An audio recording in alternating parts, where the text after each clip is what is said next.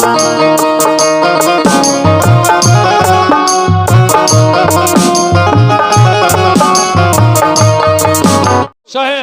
वहां के राजा थे भीष्मक, जिनके 5 बेटा थे, बिटिया एक भी नहीं। इतनी माताएं बैठी हो, याद रखना एक लड़की का होना बड़ा जरूरी है। याद रखिए लड़की का होना बहुत जरूरी। लड़के 5 हो, कभी नहीं पूछेंगे पिताजी ने एक रोटी कम क्यों खाई। बिटिया अकेली हो, पूछेगी मम्मी आज पापा ने एक रोटी कम क्यों खाई। वाह अरे बिटिया का दिल है मेरे भाइयों। बेटा मिलता है भाग्य से और लड़की आती है सौभाग्य से। मालूम बेटा तुम्हारे भाग्य पे रहता है, लेकिन बिटिया आती है ना, उसे तुम्हारे भाग्य से कोई लेना देना नहीं। वो तो अपना भाग्य स्वयं लेकर आती है। वो तो अपना भाग्य स्वयं लेकर आती है, तुम्हारे भाग्य से उसे कोई लेना देना नहीं। और सुन लीजिए बिटिया भगवान सबको देते भी नहीं, ये भी याद रखना। भगवान पहले देख लेते हैं ये पात्र बढ़िया है तो इसे हम बिटिया दें। पहले जान लेते हैं ये पात्र ठीक है, तब भगवान बिटिया देते। सबको बिटिया नहीं देते, सबको बिटिया भगवान नहीं देते हैं। कथा प्रेमियों, बड़ा भाग्यशाली व्यक्ति होता है जिसे भगवान बिटिया देते हैं। क्या रखना बिटिया। इसलिए एक लड़की का होना बहुत जरूरी है। जब तक घर में मंडप नहीं करता, मलबा नहीं करता, मतलब आंगन में कन्यादान नहीं होता, कोठी चाहे कितने भारी बना लो, तब तक ग्रह की शुद्धि नहीं होती है। याद रखो भाइयों। तो आज 5 बेटा थे और 5 भाइयों के बीच में रुक्मणी बिटिया अकेली आकर के प्रकट हुई। ये शहर पड़ता है बंबई में, कुंडलपुर। क्योंकि लक्ष्मी कहाँ है ज्यादा बताओ भैया, लक्ष्मी ज्यादा कहाँ है बोलो। बंबई में है कि नहीं? बंबई में लक्ष्मी बहुत ज्यादा है, क्योंकि लक्ष्मी रुक्मणी अवतरित हुई थी, इसलिए आज भी लक्ष्मी बंबई में ज्यादा है। हाँ भाई हमारे राधे तिवारी जी महाराज।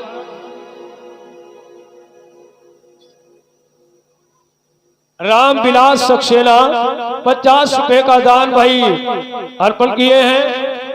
धन्यवाद, जय हो, साधुवाद है भाई। तो भैया धीरे धीरे रुक्मणी बड़ी हुई। आइए सुने, रुक्मणी ने बचपन में ही अपने मन का पति श्याम सुंदर कन्हैया को वर्ण कर लिया था कि कन्हैया के अलावा मेरा विवाह किसी के साथ में नहीं होगा। अच्छा बहुत बढ़िया भाई। गुप्त दान भैया प्रसाद देते रहना प्रज्वल जी। और ये भी भाई फल अर्पण किए हैं, अपना दान अर्पण किया है। ये गुप्त दान वाले बड़ा चालाक होते हैं। गुप्त दान और महाकल्याण। वाह भाई बहुत बढ़िया, धन्यवाद है। तो सुने आप लोग, रुक्मणी ने बचपन में ही अपने मन का पति कन्हैया श्याम सुंदर को मान लिया। पंकज तिवारी और राम तीरथ तिवारी है, कितना बढ़िया नाम। 211 रुपए का दान अर्पण किए हैं। साधुवाद। आइए कुंवर साहब बैठो भाई, बहुत बहुत धन्यवाद है, साधुवाद है। कितना बढ़िया नाम है भैया, ऐसे ही नाम होने चाहिए। ये थोड़ा अभी हमारा कार्यक्रम एक जगह हो रहा था, हमने पूछा बच्चा आया दान चढ़ाने, हम कहे का नाम, कहे लकूरो। हम कहे मंच तो दूर रहो न, मंच उड़ाई ले जाओ। ऐसे नाम रख लेते हैं। एक बच्चे का नाम हमने देखा, मालूम क्या रखा, रसगुल्ला। बोलो, रसगुल्ला नाम रख दिया। ये कोई नाम थोड़ा है भैया। एक बच्चे का नाम हमने देखा बिक्की, हम कहे बिक्की ना नाम धरो अपाचे। बोलो कैसे नाम। आइयो नाम ऐसा रखा करो कि भगवान के नाम का एक अक्षर तो निकलना चाहिए, या रा निकले या मां निकले, ऐसा नाम रखो बच्चों का। रुक्मणी बड़ी हुई, सियानी हुई, विवाह के योग्य। भाई हर माता पिता के सामने लड़की का प्रश्न होता है। जब तक लड़की घर में कुंवारी है, माँ पिता को नींद नहीं आती है। कारण है आजकल दहेज की बढ़ती मांगे। लेकिन हमने कहा जानते हो, लड़के वाले दान नहीं मांग पाते हैं दहेज जितना लड़की वाले मांग लेते हैं। बोलो मांग लेते कि नहीं? आप समझते हो अरे लड़के वाले तो बड़ा दहेज मांग रहे, लेकिन लड़की वाले क्या कम मांगते हैं दहेज? वो तो इतना मांग लेते हैं, लड़के वाले कबहू नहीं मांग पे हैं। आप जाते हो विवाह देखने, सबसे पहले आप पूछते हो भैया लड़का पढ़ा कितना, ठीक, और खेत कितना है नाम पर, कहा 20 बीघा। कितने को ही को अंदाजा लगाओ, लड़के के नाम पर 20 बीघा खेत है, कितने पैसे का हुआ? तो दहेज देखो मांग रहा है कि नहीं? लड़की वाले जितना दहेज मांग लेते हैं उतना नहीं कोई मांग पाता। अब कहा हमारे यहाँ 4 गाड़ी है, बोलो 4 गाड़ी, और 4 लड़के, एक एक गाड़ी नाम है चारों लड़कों के। अब एक बोलेरो गाड़ी हो गई, वह कितने की मिलती भैया? क्योंकि को है ना लड़की वाले बहुत मांग लेते हैं। तो इसलिए याद रखना भैया, रुक्मणी ने कन्हैया को पति मान लिया और सोते जागते चलते फिरते केवल अपने कन्हैया को याद करती थी। जैसे मीरा कहती थी मेरो तो गिरधर गोपाल दूसरो ना कोई, यही रुक्मणी का हाल है। रुक्मणी भी सोते जागते चलते फिरते केवल अपने कन्हैया की याद किया करती थी। और रुक्मणी कहती थी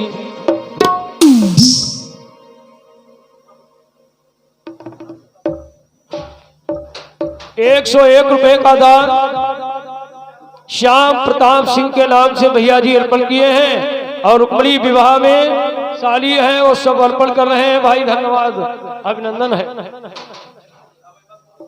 101 रुपए का दान दादा राजेश जी की तरफ से आए हैं पुढ़ावती। और 101 रुपए का दान इंदल भैया अर्पण करें। बा भाई प्रसाद लेके सब लोग बैठो, धन्यवाद। रुक्मणी सोते जागते अपने कन्हैया की याद करती थी और कहा करती थी कहीं लगता नहीं अच्छा ये हालत क्या हमारी। 151 रुपए का दान भाई अजय पाल भैया जी की तरफ से आए हैं। माँ भाई धन्यवाद, जय हो। और कहीं लगता नहीं अच्छा ये हालत क्या हमारी। और कहीं लगता नहीं अच्छा ये हालत क्या हमारी है।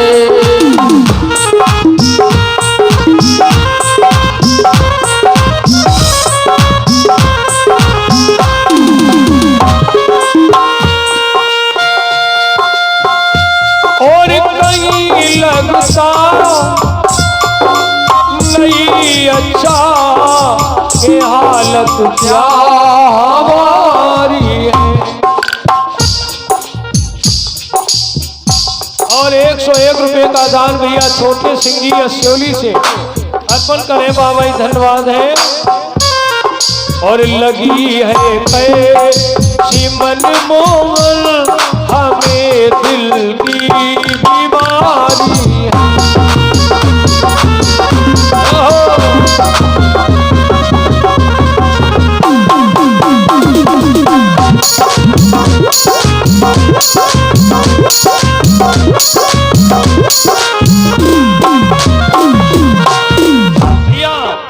सोते जागते चलते फिरते केवल अपने कन्हैया की याद करती थी रुक्मणी और कहती कहीं लगता नहीं अच्छा ये हालत क्या हमारी है। लगी है कैसी मनमोहन मुझे दिल की बीमारी है।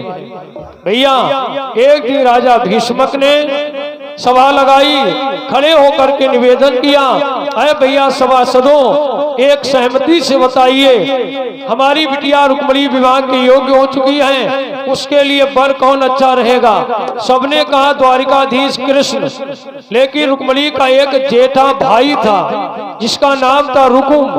बड़ा जिद्दी खड़ा हुआ, बोला नहीं ऐसा नहीं होगा, मैं अपनी बहन का विवाह कन्हैया के साथ में नहीं करेंगे, और जिसके बारे में ठीक ठीक पता भी नहीं।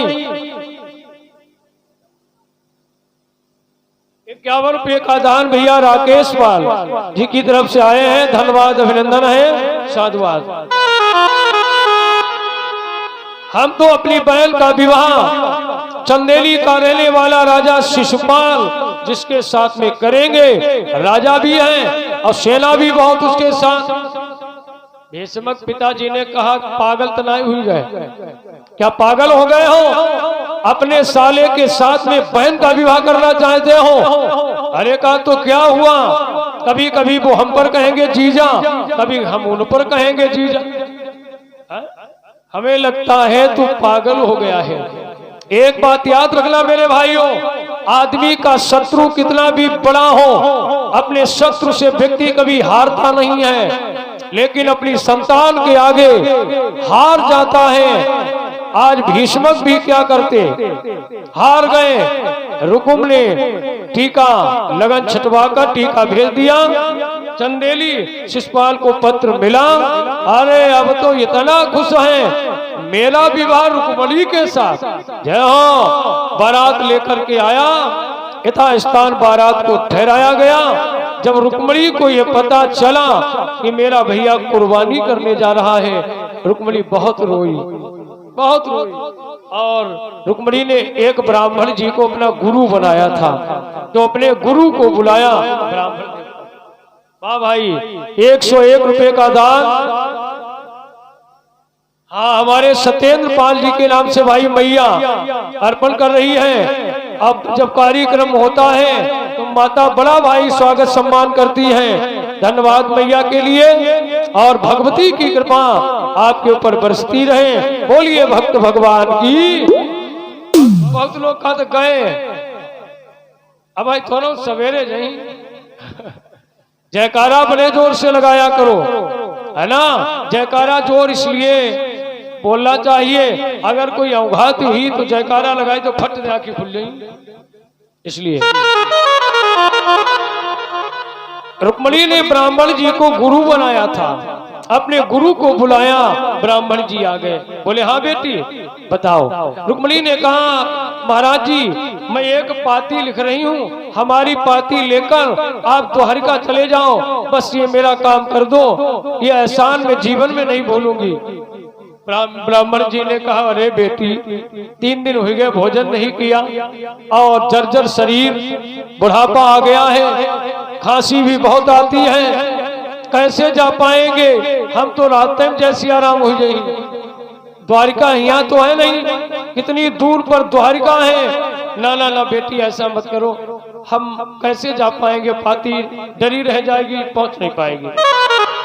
रुक्मणी ने कहा पंडित जी, यदि आप मेरी पाती लेकर द्वारका में नहीं जाएंगे तो मैं अपने प्राणों का त्याग कर दूंगी। अरे पंडित बोले ना ना ना ना, प्राण मत त्यागना। ठीक, लिखो पाती।